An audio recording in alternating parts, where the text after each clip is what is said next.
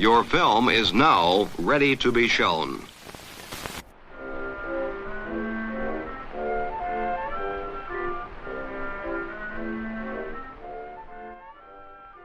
Good morning. I'm Justin Hendricks, editor of Tech Policy Press, a nonprofit media and community venture intended to provoke new ideas, debate, and discussion at the intersection of technology and democracy. In the course of its investigation into the insurrection at the U.S. Capitol, the House Select Committee on January 6th spoke to hundreds of witnesses, including social media executives, with insight into the role that platforms played in propagating the false claims that motivated violence that day, and in connecting and facilitating the movement and organization of people that sought to overthrow the election. One of the individuals that testified to the Select Committee was a former Twitter official, Anika Collier Navaroli. At first anonymous, she revealed her identity in the fall of 2022 as the Select Committee broadcast elements of her testimony in televised hearings. Earlier this year, Anika appeared at another congressional hearing, this time alongside other Twitter executives summoned by Republicans to answer questions related to Twitter's handling of the Hunter Biden laptop story in the New York Post in October 2020, which has become a kind of totem on the right. In her opening testimony in that hearing, Anika summarized her involvement in the events of January 6 on Twitter and why addressing problems on social media is crucial for democracy. Here's a segment of her statement. If we are going to talk about social media in the government, we need to talk about Twitter's failure to act before January 6th. I am here to tell you that doing nothing is not an option. If we continue to do nothing, violence is going to happen again.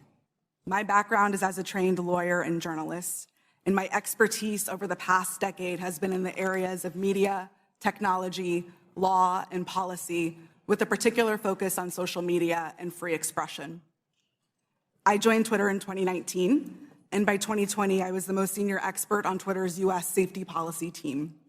My team's mission was to protect free speech and public safety by writing and enforcing content moderation policies around the world. These policies included things like abuse, harassment, hate speech, violence, and privacy.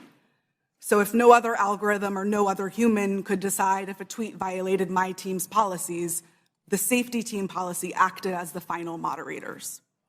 If a high-profile individual like any member of this committee or President Trump tweeted something controversial, it was sent to my team's desk. Every day, we had to decide whether a particular piece of content equated to yelling fire in a crowded theater. My work at Twitter and subsequently at Twitch put me in the middle of key events in history. What I've learned from them is that social media played and continues to play a role in these events. And 2 years after January 6th, we still need to better understand the role that Twitter played in order to prevent it from happening again. So what do we need to understand? First, Twitter's leadership bent and broke their own rules in order to protect some of the most dangerous speech on the platform. I'm going to talk a little bit about what happened in the months leading up to January 6th. During this time, my team worked to try to minimize the threat of violence that we saw coming. After President Trump instructed the Proud Boys to stand back and stand by in a debate, we considered the danger that that statement would have if it was tweeted. So we crafted what we called a coded incitement to violence policy to address dog whistles like this. Instead of approving it, management bent over backwards to find ways to not approve it. On January 5th, when the policy was still not approved, I led a meeting where one of my colleagues asked management whether someone was going to have to get shot before we were allowed to take down tweets. Another colleague looked up live tweets and read them to management to try to convince them of the seriousness of the issue. Still, no action was taken. On the morning of January 6th, I sent Twitter lawyers a message warning them that our team was hamstrung by leadership. 2 days later, when it looked like it was going to happen all over again, I asked management whether they wanted more blood on their hands. Only then did they act. The second problem is that there is way too much power concentrated in the hands of too few. With January 6th and many other decisions, content moderators like me did the very best that we could. But far too often, there are far too few of us, and we are being asked to do the impossible. For example, in January 2020, after the US assassinated an Iranian general and the US president decided to justify it on Twitter, management literally instructed me and my team to make sure that World War III did not start on the platform. No person, people, or company should have that kind of unchecked power or that kind of responsibility. The modern day public conversation should not be susceptible to the whims of any one individual or any one company. Fixing the systemic issues that lead to bad decisions is not going to be easy, but people like me who have been in the trenches can help lead the way. But I must say, coming forward and offering this information is risky and it is difficult. Doxing and harassment are real, and people are afraid to tell what they know. So we need to make sure that there are protections for those who speak the truth. We need to create space to hear from people on the front lines. We need to give them protection so they can share their experiences. Only then can we begin to understand the full scope of the problem and to find solutions. There is far too much at stake for us to do nothing. Thank you. I had a chance to speak with Anika earlier this month to hear how her thinking has evolved in this time under the spotlight and what she's hoping to do next to continue her journey as an intellectual and an activist on these issues. Anika, we're going to talk about your career, the experience you've had over the last year and a half, and some of the thinking that you're doing lately on the topics that you've been working on for quite some time. But for my listener, can you just describe your career trajectory? You ended up most, prominently as a sort of executive at Twitter, came to national attention during the hearings of the January 6th Select Committee. But joining that technology company for you was part of an intellectual journey? Twitter was just one stop on my way. I've also had another job and a whole other career after Twitter, but this started for me many, many years ago. I remember back in the early 2000s, I was a high school senior and I was in a debate class and I went to Washington, D.C. for the very first time to talk in this, it's so nerdy, the simulated congressional hearing. And the topic that I was obsessed with was the First Amendment and the limits that could be placed onto it. So I've been doing this, congressional hearing about free expression for a little while, actually. And from high school, I went and got my undergraduate degree at the University of Florida, where I studied journalism, and I worked at a newsroom that actually turned digital the summer that I worked there. And I became really obsessed with these kind of questions about how free speech that was built on this printing press was ever going to be able to, transition into MacBooks and InDesign and the way that, media was being processed, and these brand new things called social media at the time, right? This was back when Facebook required a .edu account and it was the hottest thing on the streets. And so I took that sort of interest and love and went to law school at the University of North Carolina. And there I really continued to study what at the time was called cyber law, right? It was this really niche area of also called media law. I worked for the UNC Center for Media Law and Policy and was really kind of honing in on these questions, trying to figure out how this new technology was really going to change, our lives and really how we were going to implement these constitutional principles like free expression within these emerging technologies.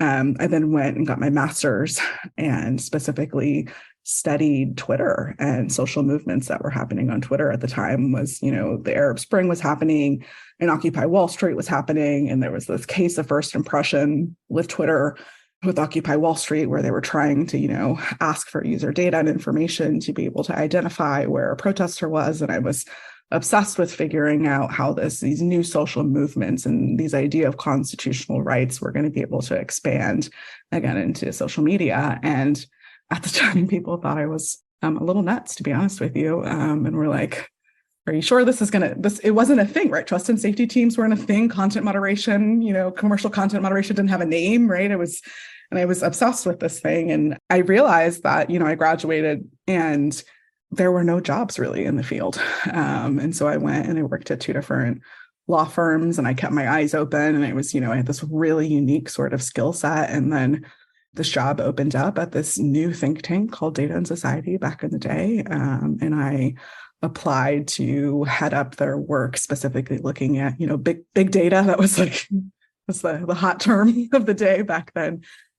Big data and civil rights and fairness. And so, these were our very early ideas and understandings of technology not being neutral and questioning algorithmic bias and fairness and looking at, emerging technology. This was also the time of, the first BLM uprising. So a lot of new policing technologies and thinking about policy implications of things like body-worn cameras. And then I went and worked at an advocacy organization. And, actually one of my jobs there, I went to Twitter and spoke to the vice president, Del Harvey, and was saying, these laws that you have, these policies, which, are basically the laws of social media companies. I was questioning the way that they were implemented and the way that they were being written and the gaps that existed there. And I remember specifically her asking me, well, okay, if we have all these problems, how do we fix it? And I didn't know, and I didn't have the answer because I realized I had no idea how the machine worked or how Twitter worked or what the levers could be pulled to actually make the sort of change happen. And so, a couple of years later, I joined the team at Twitter and started doing those things. So what happened then, of course, is that you found yourself obviously at the center of a lot of the questions that were coming to the fore in the 2020 election cycle and shortly thereafter. And then, of course, you came on the national stage, first anonymously and then attributed by the January 6th committee as one of the whistleblowers, essentially, who came forward from Twitter. My listeners can go back and read your deposition. They can watch the video of your testimony. And so we're not going to go through the ins and outs of all of that. But can you just tell me what it was like this last couple of years in the wake of leaving Twitter, going through the process of testifying and becoming a public figure in this way? What's that been like? It's been, I think, life-changing is really the best way to describe it. Everything about my life has kind of been put in a blender and spit out. I worked in companies and jobs that were very low key, and the way due to the nature of our jobs, we were kind of ghosts to begin with. And then I started whistleblowing and, had to live an even more kind of secretive life, right? Doing, especially anonymously, right? I was doing something that was not public that I couldn't really speak about.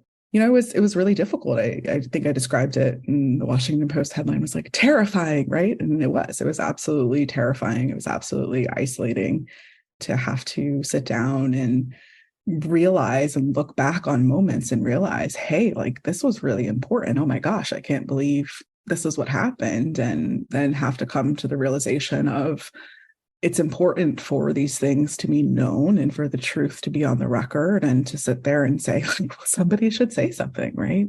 And then to keep looking around and realize that well, the someone is you, right? And it's up to you to be the person who says something. And so it has absolutely changed, the trajectory of my career. I was, working within trust and safety departments. I was working at Twitch, in the policy department as a senior expert while I was whistleblowing, right? And so it was difficult and it took a lot of energy, and it still takes a lot of energy. And I think it was worth it, right? I look back and I kind of describe it and think about it as, I had these moments in time where I would look and think like, wow, this seems to be important, or like this, I think that this might be historical. And I have had to ask myself, when history looks back at this moment, who do you want to be, right? And having to rise to the occasion and rise to those moments and meet those moments as they come it's been tremendous. It has changed, my outlook on life, the way I walk around, the way I'm able to walk around. And it has also allowed, a conversation to happen. Since your testimony and in just the last few months, some of the decisions that your team took and that ultimately Twitter took following the January 6th insurrection to deplatform Donald Trump. That decision, of course, was reversed, not just at Twitter, but also at Facebook, at YouTube. And this conversation that we've been having around the boundaries of free expression, protecting people from potential harm, violence as a result of cascades of communication across social media platforms. We're still very much having this conversation right now. I want to just kind of open that up a little bit, maybe get your reflections now, both looking back, but also looking forward. On some level, it's a moment of retrenchment. We're kind of seeing social media platforms pull back from some of the practices that they engaged in, during the 2020 election cycle, during COVID. A lot of critique that's come from First Amendment absolutists about some of their practices. What do you make of this moment? I think we're in a really important moment, right? I think we're in this moment that's right before, leading up to another historic election. And it honestly feels a lot like deja vu, because having been a person who has been in the moment right before the election, I'm seeing a lot of the exact same things. And, you mentioned this sort of replatforming that has happened. And, I wrote the op-ed that you all published specifically thinking and talking about how these decisions, I believe, are dangerous, right? And they are, I believe, ahistorical and not taking into account, not just the testimony that I gave to Congress, but Congress's own investigation that wasn't released and the information that was included within it. And so I think that it's an important time, and it's also a very scary time. You mentioned the sort of retrenchment. And I think, part of the goal and why I wanted to talk about January 6th and make sure that we got this on the record was to understand the sort of failures that happened to make sure that they wouldn't happen again.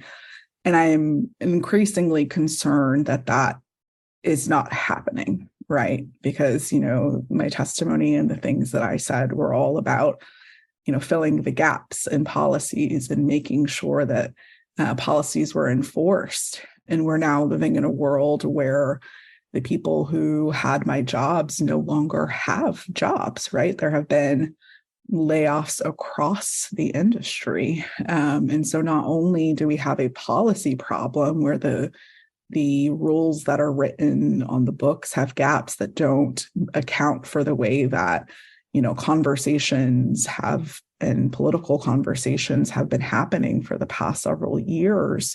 We also don't have individuals who are there to make these arguments. We don't have content moderators around the world anymore who are able to look at these things and make these sort of nuanced arguments. We don't have the safety staff. And so it's really concerning to me to see where we're at and to especially think about where this could lead for the future.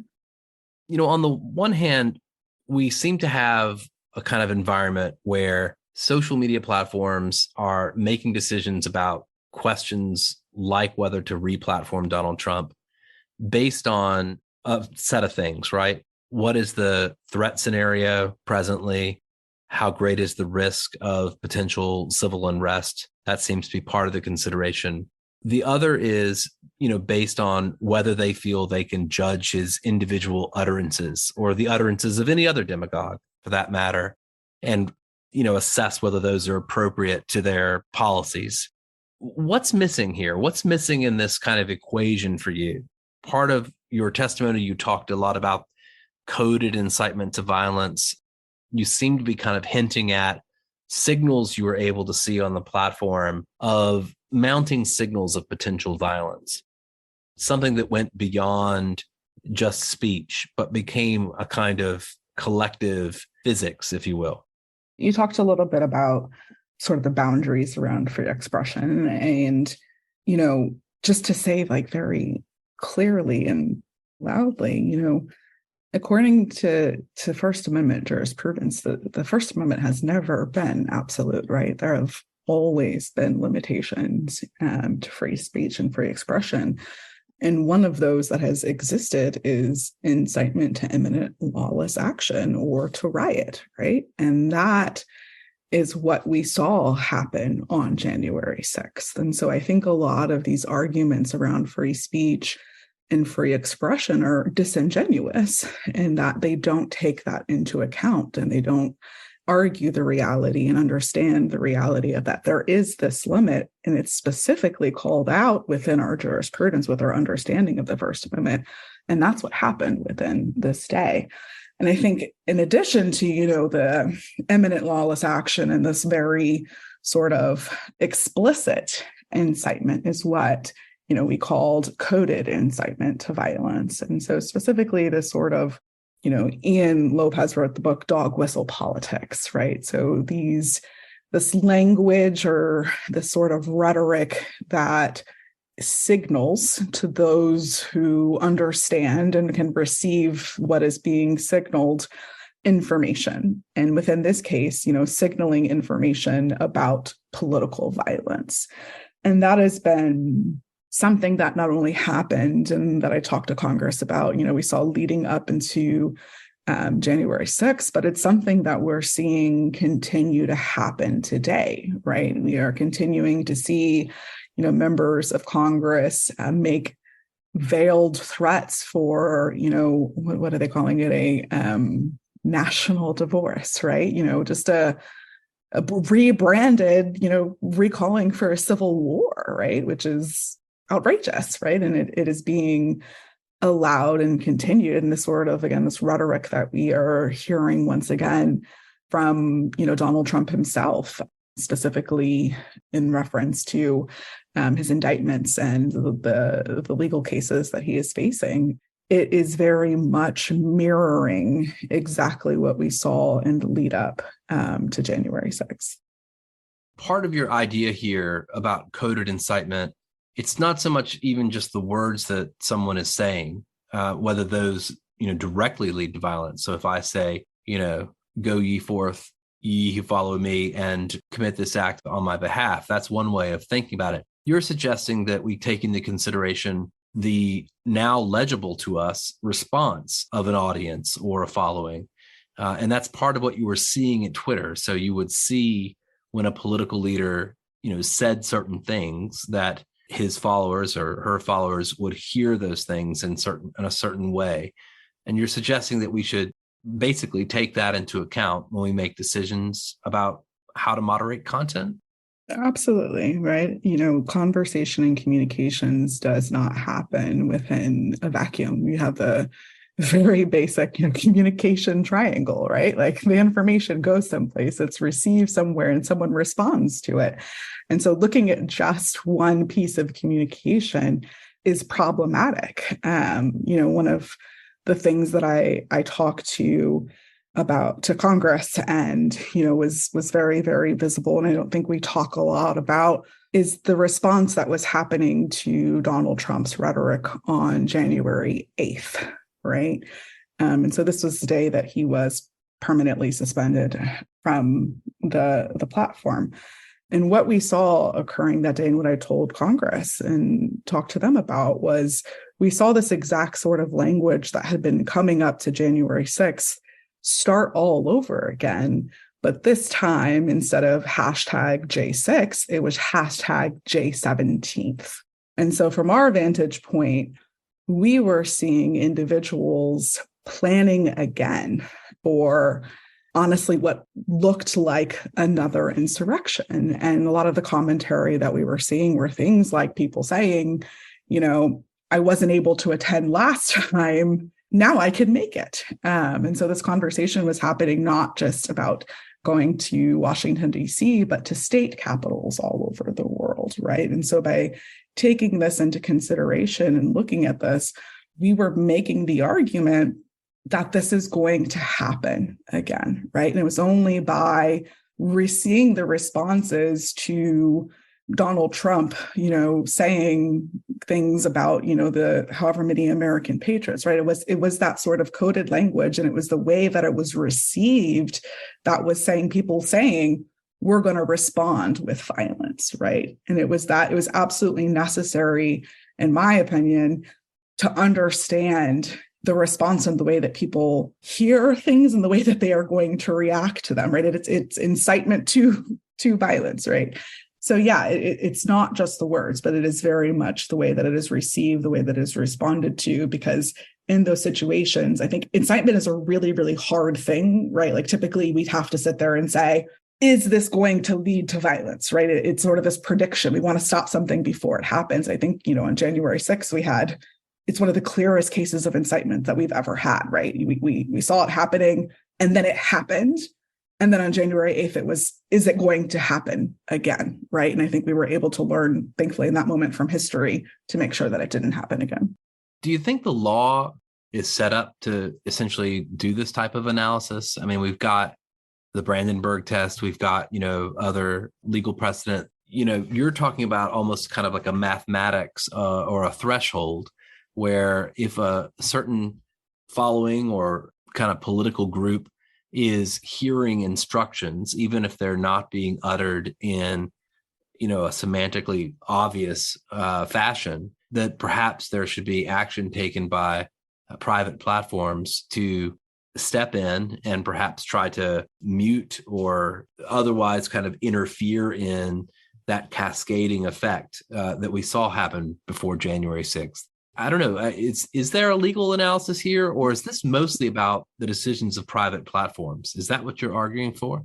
I think it's all of the above, right? So the legal analysis is something that doesn't come directly from me, right? There's, the Rabat plan of action that has existed for quite some time that talks specifically about things like intent and impact and the way that communication happens, right? And the sort of balancing test, which I think is very, very hard to do. And I will acknowledge it's very, very difficult to do. The other thing that I have constantly advocated for, especially as we think about free expression, is asking these questions of, free expression for whom and safety for whom.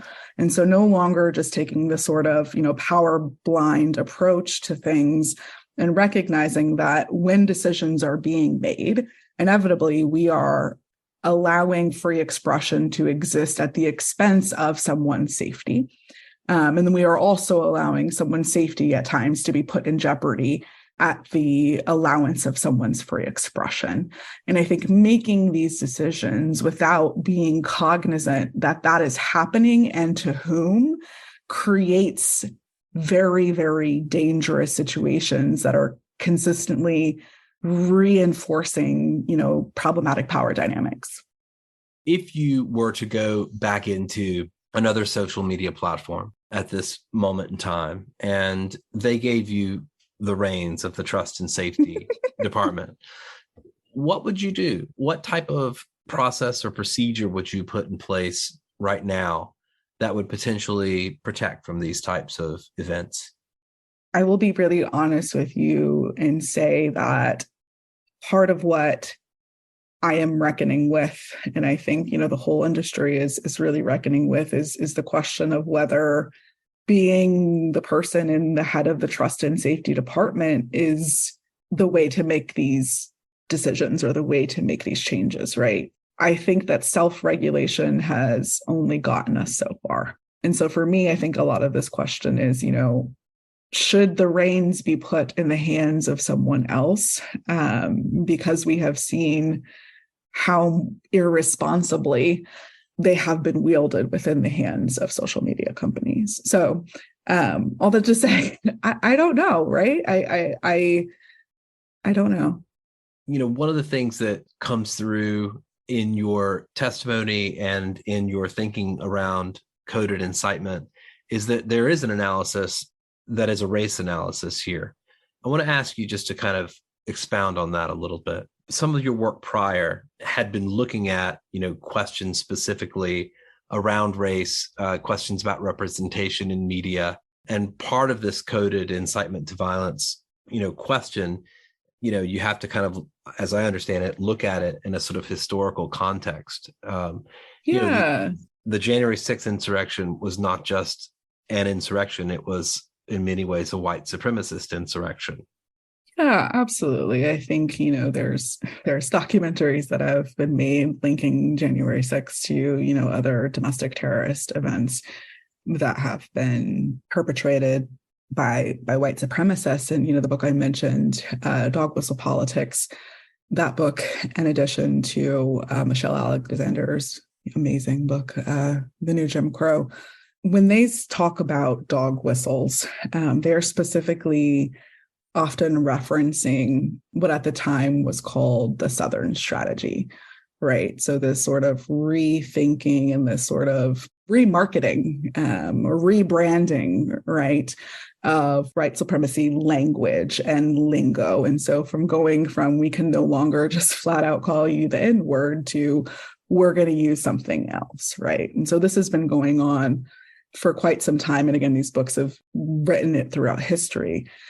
And I think one thing that if we look back at 2020, and just like saying this in my, professional capacity at this moment, looking back at the language that was happening within the Republican Party in that time, it was very much a rebirth and sort of digitalization of a Southern strategy, right? And so we saw a lot of the exact sort of dehumanization and hateful rhetoric that was just placed within the social media ecosystem. And it had the same repercussions that it has always had, which is death and violence to those who have been othered or those whose humanity has been removed from them and stripped from them in such a way that individuals believe that perpetrating violence on them is okay. Clearly, in your analysis, the tech world that we have at the moment is not sufficient to the social and political challenges that we face. Are you able to see a different future? You're a relatively young person. This episode, even though it's hard to imagine, may just be one chapter in your career and life. What vision of the future kind of gives you some hope or optimism? We have to hope that there can be a different future. And as much as I've been like a doomsday sayer through all of this, I don't think I would be doing this if I didn't believe that there was an alternative available. So one of the things that I have done for fun on the side while working in technology companies is reading, science fiction canon that a lot of the leaders of technology companies get their inspiration from, right? And so I have found myself in a lot of interesting works. And I think about, Snow Crash as an example. I remember reading like the first 3 pages or something and thinking like the way that they described a woman's thighs and thinking like, wow, what a world that we live in, that we have envisioned this new future, and there is baked in misogyny right from the beginning, right? And the other thing that I did in reading all of these books, I went and looked for Black people, right? I went and looked for people that look like me, and I wanted to see what futures they possibly had. And I remember reading, books like It's not strange to me, but A Brave New World to some, right? And reading about genetically engineered humans and who are, divided in this sort of caste system, and thinking like, well, where are all the Black people? And shockingly enough, all of the Black people are still inferior within this future, right? And so to me, while all of these things might be innovative, it's still the Gene Roddenberry effect, right? Where you can think of all of these great new species, but for some reason, all of the Cleons are Black and they're all hyper aggressive and they all have a problem with violence, right? And so we are replicating these exact same problems that we have within society, and we're putting them into our futures. But what gives me hope is reading other sci-fi, right? And so I read things from Octavia Butler, I read things from N.K. Jemisin, and I see that there are worlds that not only include Black people and queer people and trans people, but these folks are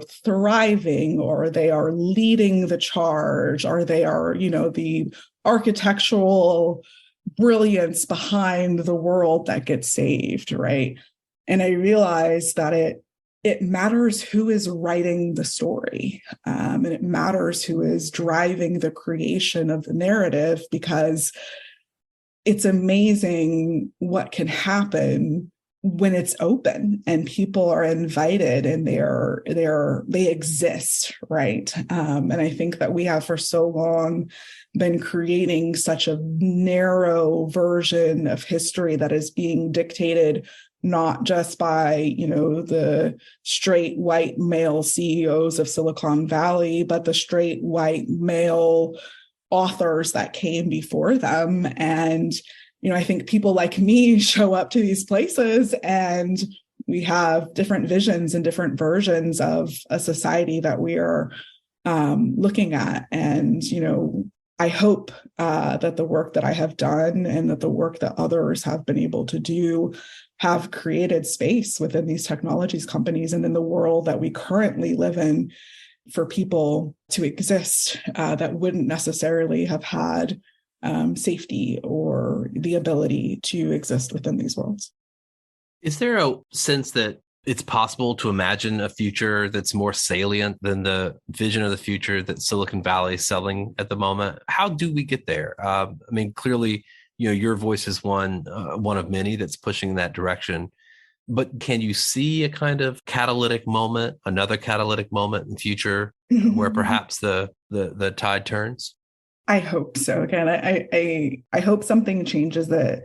And I hope that it's not another January 6th, right? I hope it doesn't take political violence or, the attempted usurpation of a government in order for us to realize that we need to make change. I fear that we live in a society that requires something like that.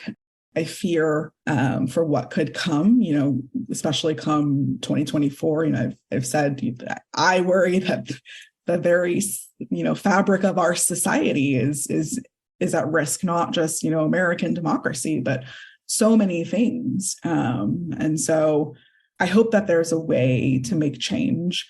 Something that has given me hope, you mentioned sci-fi, and I'll just randomly tell you this, but something that has given me hope recently, there's a new show on Apple TV called Extrapolations. I don't know if you've seen it, but it's all about the sort of visions of what could happen if we don't fix climate change. And so for me, I've been thinking about it and, my world and my field and the sort of what does the world look like in which we don't fix social media. And it's a little horrifying to think about, right? And it is dystopic.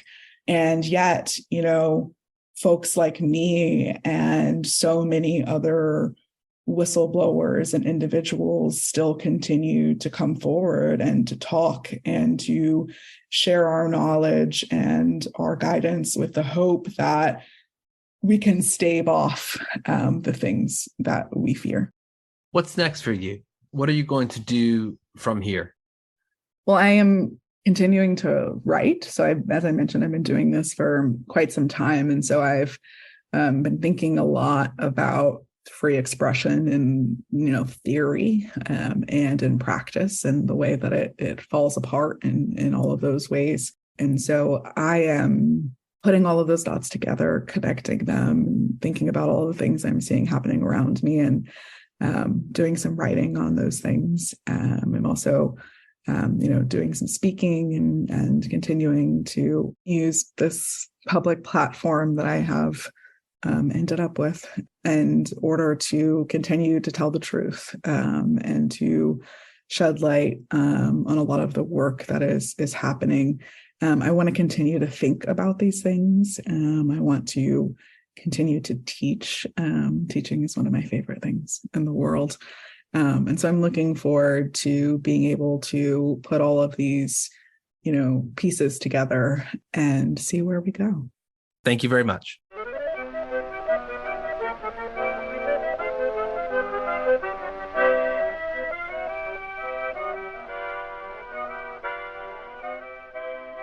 That's it for this episode. I hope you'll send your feedback. You can write to me at justin@techpolicy.press or find us on Twitter at techpolicypress. Thanks to my guest, thanks to my co-founder Brian Jones, and thank you for listening.